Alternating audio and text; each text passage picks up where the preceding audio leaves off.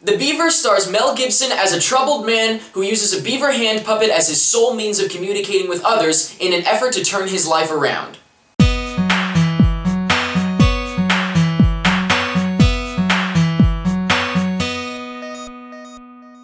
Before I can review The Beaver, we have to quickly get two things out of the way. One, yes, the title of the film does easily lend itself to a lot of jokes, such as, Jodie Foster directs Mel Gibson in The Beaver. It's too easy, so let's just move on. And number two, Mel Gibson. I am a big Mel Gibson fan. Whoa, Eric! You can't be a Mel Gibson fan. Did you hear what he said? Have you seen what he does? I am able to separate personal life from professional life, so if an actor has a colorful personal life, I can look past that if he's a great actor, which Mel Gibson is, in my opinion at least. I have no interest in discussing anything Mel Gibson does on his personal time while I am reviewing his acting in The Beaver.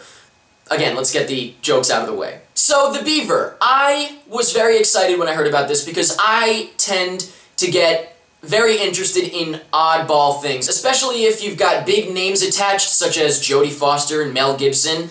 Like, obviously there's something to it. You know, it's not just, oh, a beaver hand puppet, that's silly, that's dumb. Obviously there's something else to it if these people are interested, because I respect, you know, that I love their movies, so obviously I respect their decisions on scripts and stuff like that, and if Jodie Foster is going to direct the film, obviously it must have stood out to her. I believe The Beaver was on the blacklist, so that's another interesting thing, but just in general, as soon as I heard about it, especially as soon as I saw the trailer, I was very, very intrigued, to say the least.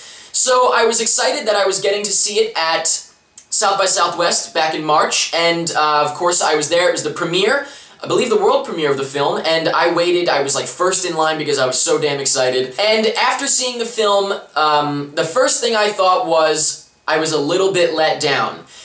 But now that I've thought about it more, I definitely don't feel let down so much as I think there were some pacing issues, but it was very, very, very good. First of all, the plot. So the plot obviously is bizarre, everybody knows.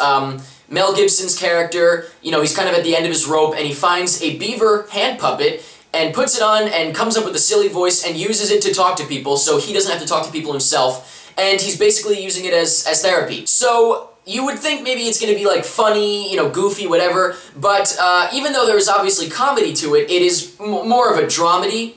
It's more of a drama with funny parts, because you can't have a movie about a guy using a beaver hand puppet without some funny parts, you know? So, the only thing is, and that's where the problem lies, is the balance, maybe the pacing, maybe the balance of comedy over drama, but more so the pacing, and this is now moving into the directing. Jodie Foster directed, and I don't think that she's really been critically acclaimed for her directing in the past, but I think that her pacing was a little bit off, because the thing is, I never got fully emotionally attached to any of the characters. I did, but not as much as I was hoping to, or I could have, because we jumped into everything a little too fast. Everything happened way too fast. So, you know, like once he starts using the beaver, no spoilers or anything, but, you know, it starts to catch on, and obviously you can see from the trailer that people are like, oh wow, look at the beaver. Okay, again, jokes out of the way. So that all happens so fast, I feel like, and just at the beginning, the way we go into the story happens very fast, and I wouldn't have minded if the movie was a little longer, and we had more of a period before the beaver came... I'm not going to say that line. More of a backstory before the beaver came into play, because I definitely would have been more attached to the characters. So the acting was fantastic. Mel Gibson, like I said, is just, I think he's a fantastic actor, I really do, and I thought that he was just excellent in The Beaver. He was great. Jodie Foster was great too, so was Anton Yelchin, who is also one of my favorites. He's very, very good. He's great.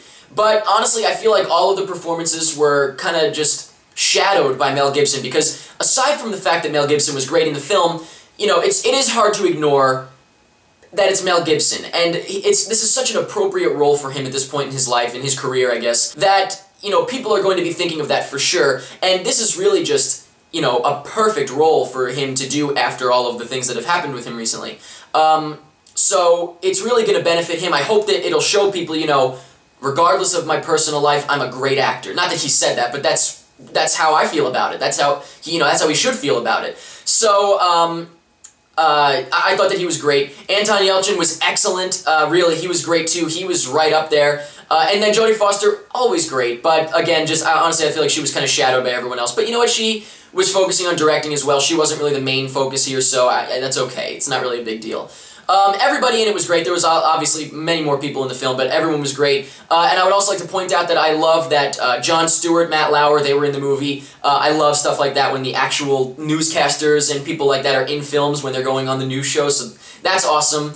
And just overall, yeah, the acting was really just a huge part of why this film is going to get some recognition for sure, because the acting was great. So overall, I loved this film, and I really think that, you know, even though my initial reaction was kind of let down just because I didn't get fully emotionally attached to the characters, I've come to, now that I've, you know, kind of thought about it more, I've come to appreciate that even though the pacing was a little off for me, I can appreciate what I might have felt if I had gotten a little more attached to the characters, if that makes sense, because I'm sure many people will, and they will have the experience that I was hoping for. But overall, I thought it was great.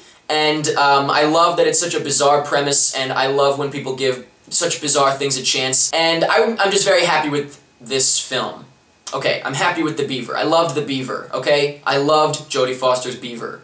It was great. And Mel Gibson was awesome in it.